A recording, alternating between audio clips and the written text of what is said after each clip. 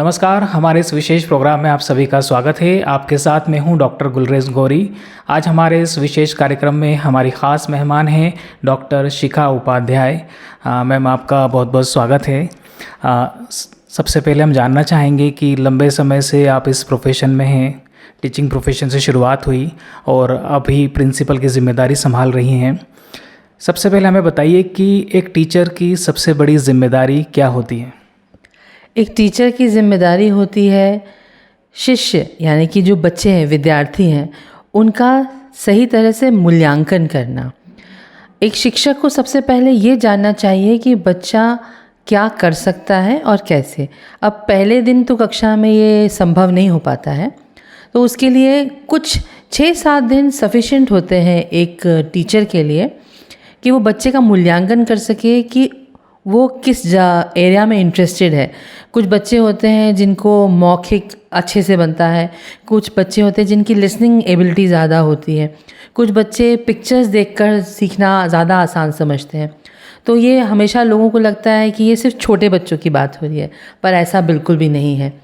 Howard gardener के 10 multiple intelligences होते हैं, जिसको हमने कई साल पहले, मतलब 2010 से मैं इस चीज़ को पढ़ रही हूँ। उस वक्त 8 मल्टीपल इंटेलिजेंसेस हुआ करते थे, उसके बाद इसको इम्प्रोवाइज़ करके 10 मल्टीपल इंटेलिजेंसेस किया गया। तो टीचर्स को एक्चुअली ये सब चीज़ों को समझना चाहिए कि बच्चा कहाँ पर बेस्ट है, और उसके बाद उस मूल्यांकन के आधार पर उन्हें अपनी लेसन प्लानिंग वैसी बनानी चाहिए और बच्चे को पढ़ाना चाहिए। इतना कठिन नहीं है बच्चों को पढ़ाना जितना कि लोग समझते हैं। संभव सब कुछ है अगर हम कोशिश करना चाहें तो। एक लंबा समय हो चुका है आपको और आपने कई जगहों पर कई जिम्मेदारियां निभाई हैं, है ना। शुरुआत हम देखें तो आपने टीचर से की, उसके बाद कोऑर्डिनेटर, फिर प्रिंसिपल। बीते 25 सालों से 26 सालों से लंबा सफ़र तय किया, अलग अलग संस्थाओं में, अलग अलग स्कूल्स में जॉब किया, काम किया। संक्षिप्त में आप बताएं कि क्या रियलाइज़ किया? क्या रियलाइज़ किया? मैंने रियलाइज़ किया कि अगर हम दृढ़ निश्चय से कुछ ठान लेते हैं, मैंने सोचा कि मुझे टीचर बनना चाहिए, तो ये मैं बस यूं ही टीचर नहीं बन गई। कुछ विचार करने के बाद ही मैंने निर्णय लिया कि मुझे टीचर बनना है। उस निर्णय को लेने के बाद मैंने अपने हर रोज़, हर एक दिन ये कोशिश की कि मुझे अपने बेस्ट क्या करना होगा। और जैसा आप पूछ रहे हैं कि मैं उस पड़ाव से इस पड़ाव तक कैसे आई, तो मेरी हमेशा से आकांक्षा थी कि मुझे प्रिंसिपल, स्कूल का प्रिंसिपल ज़रूर बनना है। और वो आकांक्षा पूरी करने के लिए जो एड़ी चोटी का ज़ोर लगाना चाहिए एक शिक्षक को, वो सब कुछ मैंने किया। और हमेशा मैं अपने प्रिंसिपल की नज़रों में रही, क्योंकि उन्होंने देखा इसके अंदर कुछ तो बात है कि पढ़ाती कुछ अलग अंदाज में है, बच्चों को संभालने का तरीका अलग है। हाँ, मैं कड़क तो बहुत हमेशा से ही थी। डिसिप्लिन मतलब डिसिप्लिन, उसके लिए तो कोई कोताही नहीं बरत सकता। क्योंकि जब मैं जॉब में आई, उसके पहले जब मैं एनसीसी में थी, तब भी डिसिप्लिन मेरे लिए परम ही था। तो समय से कहीं पहुंचना हो, कोई काम करना हो, वो मेरे लिए बहुत इम्पॉर्टेंट होता है। और वही उम्मीद मैं रखती हूँ कि हमारे बच्चों में भी होनी चाहिए। और इसी डिसिप्लिन के कारण ही, क्योंकि आज भी कई लोग मोटिवेशनल स्पीकर्स कहते हैं कि discipline and consistency is very important, तो उसी चीज़ का ध्यान रखते हुए मैं शिक्षक से कोऑर्डिनेटर, काउंसलर एंड प्रिंसिपल तक के सफ़र को तय कर पाई हूँ। क्या परिवार में भी कोई शिक्षक रहा है? जी हाँ, बिल्कुल। मेरी मम्मी एक शिक्षिका थी। उन्होंने काफ़ी समय तक स्कूल में पढ़ाया। वो छोटे बच्चों को पढ़ाया करती थी। फिर मेरी शादी जब हुई तो मेरे हस्बैंड भी स्कूल में तो नहीं, पर हाँ, वो एक अलग तरह की क्लासेस में बच्चों को ट्रेनिंग देते हैं। तो ट्रेनिंग देना भी शिक्षा ही होती है, तो वो भी एक शिक्षक का ही फ़र्ज़ अदा कर रहे हैं। चूँकि आप टीचिंग प्रोफेशन में रही हैं, अभी उसी का अगला हिस्सा है कि कोऑर्डिनेटर और प्रिंसिपल। तो ऐसा कह सकते हैं कि आपकी हॉबी रही टीचिंग और उसी को आपने अपना प्रोफेशन में तब्दील कर लिया? बिल्कुल कह सकते हैं, क्योंकि बचपन से ही मैंने देखा है कि मम्मी पढ़ाती थी स्कूल, हम उनको देखा करते थे। फिर बचपन से ये एक प्रचलन भी देखा है, बच्चों को पेरेंट्स जो नहीं देख पाते हैं वो टीचर के घर पढ़ने भेज दिया करते हैं, जिसे हम ट्यूशन का नाम कहते हैं। तो मम्मी के पास कुछ बच्चे आया करते थे और डेफिनेटली वो बच्चों को मैं ही डील किया करती थी। मैंने बचपन में कुछ क्लासेस अटेंड किए थे, तो उस दौरान मैंने सोचा कि ये जो मैं सीख रही हूँ वो मुझे किसी को सिखाना चाहिए।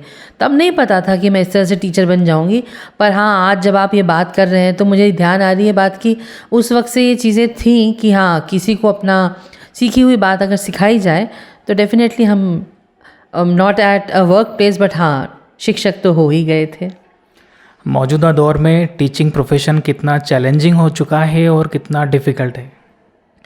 चैलेंजिंग हो चुका है क्योंकि कुछ ऐसे नियम और कानून आ गए हैं जिसके कारण शिक्षक को शिक्षक का दर्जा नहीं मिलता। इस बात का बहुत दुख होता है।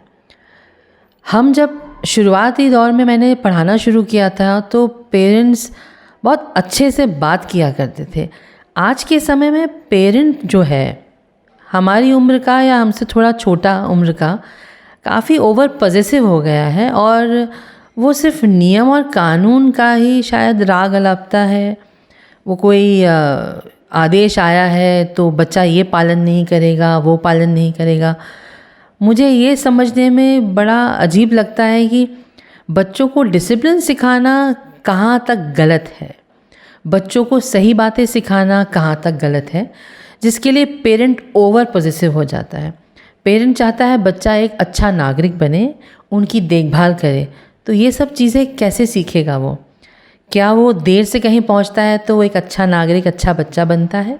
क्या वो अपना काम पूरा ना करे और उसको डांट ना पड़े, उस पर वो अच्छा बच्चा बन जाता है? टीचर का समझाना डांटने के शब्द में परिवर्तित हो गया है। घर पर समझाइश दी जाती है, वो समझाइश है, पर अगर वही समझाइश स्कूल में दी जाती है तो वो डांट का नाम क्यों है? क्या पढ़ाने वाले शिक्षक बच्चों को समझाने का जज्बा नहीं रखते हैं? जब वो समझा रहे हैं तो उसको गलत तरीके से क्यों आंका जाता है? बच्चों से हमेशा घर पे पेरेंट्स ऐसा ही पूछते हैं, क्या आज तुम्हारे को डांट पड़ी इसलिए तुम दुखी हो? बजाय इसके प्रश्न में बदलाव होना चाहिए। तो मुझे इस बात का दुख है कि स्थितियाँ काफ़ी परिवर्तित हो गई हैं। हमारे पेरेंट्स को, जिसे हम पेरेंटिंग कहते हैं, टीचर्स के लिए वर्कशॉप्स बहुत हैं। CBSE हो, NCERT हो, कई सारे बोर्ड्स हैं, बहुत सारे लोग हैं जो वर्कशॉप्स ऑर्गेनाइज करते हैं, पर पेरेंट्स के लिए कोई वर्कशॉप्स नहीं है। इस बात का मुझे दुख होता है। मैं कोशिश करती हूँ पेरेंट्स को समझाने की, पर इतने सारे लोगों को एक लेवल पे लाके समझाना बड़ा कठिन होता है, क्योंकि काफ़ी 10-12 सालों से, या मुझे लगता है 20 सालों से ये गैप आ गया है जो पेरेंट ओवर पॉसेसिव हो गया है। तो वो चीज़ें अगर पेरेंट समझना शुरू करे तो मुझे लगता है ये जो जेनजी का भी ये जो बड़ी बात आ रही है ना कि वो इनडिसिप्लिन्ड है, उसके पीछे कारण ठोस है, वो समझने की ज़रूरत है। मौजूदा दौर में ऐसा भी महसूस होता है कि टीचर्स का जो है समाज में सम्मान कम हुआ है, या जितना सम्मान वो डिज़र्व करते हैं वो उन्हें नहीं मिल पा रहा। कुछ लोगों की ऐसी बात सुनने को मिलती है कि जो कुछ नहीं बन पाता वो टीचर बन जाता है। क्या कहेंगे इस बारे में? काफ़ी हद तक बात सही भी है, क्योंकि हमारे देश में कई सारी महिलाएं हैं जिनको घर से बाहर निकलने की परमिशन नहीं होती है। तो वो महिलाएं जब कुछ करना चाहती हैं तो उनसे कहा जाता है कि जल्द ही ख़त्म हो जाने वाले कार्य को करना है तो वो बेस्ट जगह होती है एक स्कूल, जो सुबह सुबह लगता है और लगभग दोपहर तक कार्य पूर्ण हो जाएगा। आप घर आ जाएंगे, आप घर भी संभाल लेंगे और आप अपना काम भी कर लेंगे, तो आपकी इच्छा भी पूरी हो जाएगी और आप घर से बाहर जाने का सपना भी पूरा कर पाएंगे। मेजॉरिटी तो ऐसा ही होता है। बहुत कम ही ऐसी महिलाएं होती हैं जो वाकई में शिक्षक या शिक्षिका बनना चाहती हैं, और या ही कुछ पुरुष होते हैं जो शिक्षक बनना चाहते हैं। पुरुष वर्ग भी बहुत कम होता है जो शिक्षक बनना चाहता है, क्योंकि हम सभी जानते हैं तनख्वाह काफ़ी कम होती है। हमारे देश में एक और समस्या है कि हमारे यहाँ शिक्षकों की वाकई में तनख्वाह जो है वो सही नहीं दी जाती है।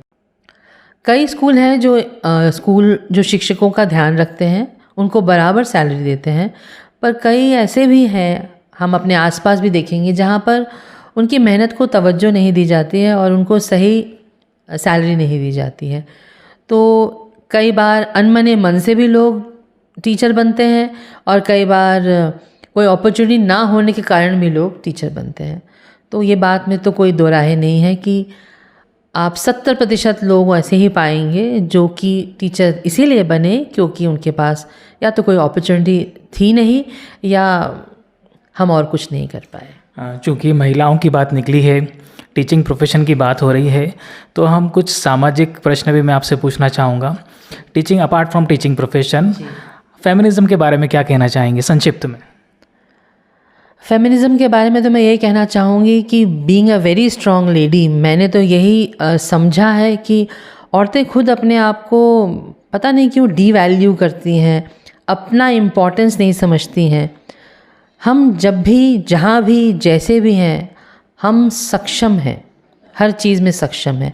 और हमसे हमेशा मतलब महिला नहीं होता है, हम का अर्थ है यहाँ पर पुरुष भी उतना ही इक्वली इम्पॉर्टेंट है, क्योंकि इस धरती पर रहने वाले दो ही जेंडर्स हैं, that is my next question is that what about gender equality?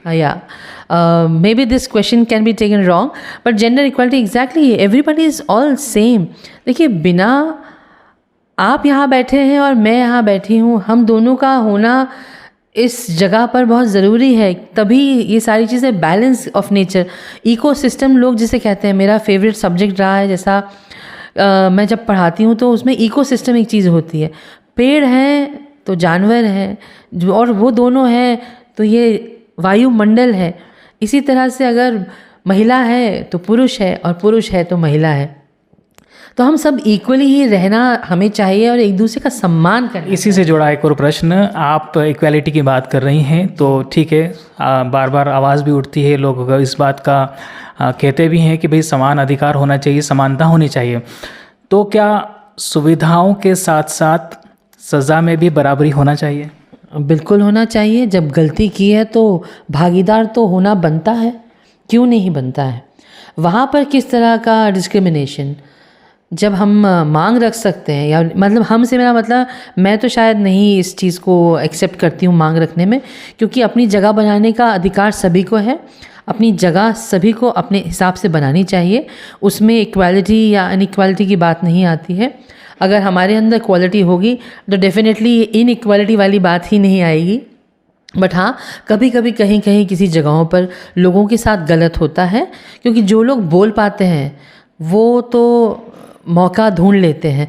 पर हाँ, कुछ लोग होते हैं, हर कोई एक जैसा नहीं होता, जैसे हमारी पांचों उंगलियां एक समान नहीं होती हैं। तो इसी कारण ये लॉज और ये रूल्स बनाए जाते हैं, जहाँ पर लोग इक्वालिटी की बात करते हैं, जहाँ पर डिस्क्रिमिनेशन है या जेंडर इक्वालिटी की बात होती है। क्योंकि ये तो हम भी जानते हैं, हमारे घरों में भी हमें देखने मिलता है, एक कोई बोल पाता है, एक नहीं बोल पाता है। तो ये उन ना बोल पाने वालों के लिए तो लॉ बिल्कुल डेफिनेटली होना चाहिए, उनके लिए आवाज़ भी उठानी चाहिए। पर हाँ, हमें लोगों को सक्षम बनाना चाहिए कि अपनी बात एटलीस्ट रखनी आनी चाहिए, अपनी बातों को सामने रखने आना चाहिए और उस चीज़ को सॉल्व करवाना भी बिल्कुल आना चाहिए। आपने कहा, अभी प्रश्न पूछा मुझसे कि इक्वालिटी, तो yes exactly, it is very important, no doubt. दोनों तरफ से सारी चीज़ एक्चुअली सब, it is a society basically, और सोसाइटी में अगर कोई गलत कर रहा है तो वो पनिशमेंट तो उसके लिए भी इक्वली बनता है। स्कूल में भी तो होता है, अगर बच्चे गड़बड़ करते हैं तो मैं ऐसा थोड़ी कहूँगी कि आपने गलत किया है, अकेले आप ही गलत हो। प्रैक्टिकली ऐसा होता नहीं है, क्योंकि आपको एक उदाहरण देना चाहूँगा मैं कि फैमिली कोर्ट के केसेस हैं, वहाँ एक प्रिजम्पशन होता है, महिलाओं के फेवर में ज़्यादा बात की जाती है या महिलाओं का फेवर ज़्यादा होता है, तो एक प्रैक्टिकली अभी ऐसा संभव नहीं है। अगला प्रश्न मैं आपसे पूछना चाहूँगा कि आप इतनी सारी जिम्मेदारियां कैसे मेंटेन कर लेती हैं? जैसे आप एक टीचर भी हैं, जाहिर सी बात है आपकी फैमिली भी है, सुबह जल्दी निकलना है, शाम को लेट पहुंचना है, उसके बाद घर की जिम्मेदारी भी देखना है, फैमिली यहाँ स्कूल का भी देखना है, तो ये सब जिम्मेदारियों को कैसे एक तालमेल बनाकर कैसे एक अच्छे से निभा पाती हैं? मैंने एक बहुत अच्छी चीज़ पढ़ी थी, भगवान हनुमान जी का नाम लोग काफ़ी सुनते कहते हैं, तो टाइम मैनेजमेंट के गुरु हैं वो, तो उन्हीं के द्वारा हमने भी सीखा है और हमारे पेरेंट्स ने भी सिखाया है दैट जिसने टाइम को मैनेज करना सीख लिया, क्योंकि घंटे तो सिर्फ 24 ही होंगे, पर उन 24 घंटों को भी अगर आप हिसाब से अपने आप बैलेंस कर लें तो किसी भी चीज़ में समस्या नहीं आएगी। हाँ, कभी तकलीफ़ होती है, कभी हेल्थ इश्यूज़ होते हैं, पर उन चीज़ों को भी अगर आप बैलेंस करना चाहें, कोशिश करना चाहें, तो आप मैनेज कर सकते हैं।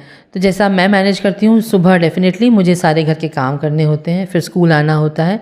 स्कूल के बाद मुझे रेगुलरली अपनी बेटी से बात करनी होती है, क्योंकि वो अब कॉलेज में है, तो मुझे उससे भी टच में रहना पड़ता है। That is what as a mother I can council telephonically, क्योंकि वो हॉस्टल में रहती है। फिर मुझे अपने घर का भी ख्याल रखना होता है, मुझे शॉपिंग भी जाना होता है, क्योंकि सारा सामान तो हमें ही देखना होगा। So but yes, I manage everything. मुझे पता है मेरा ये शेड्यूल है, ये मेरे 7 दिन है, ये 30 दिन का महीना है, और इसमें मुझे कैसे सारी चीज़ों को मैनेज करना है।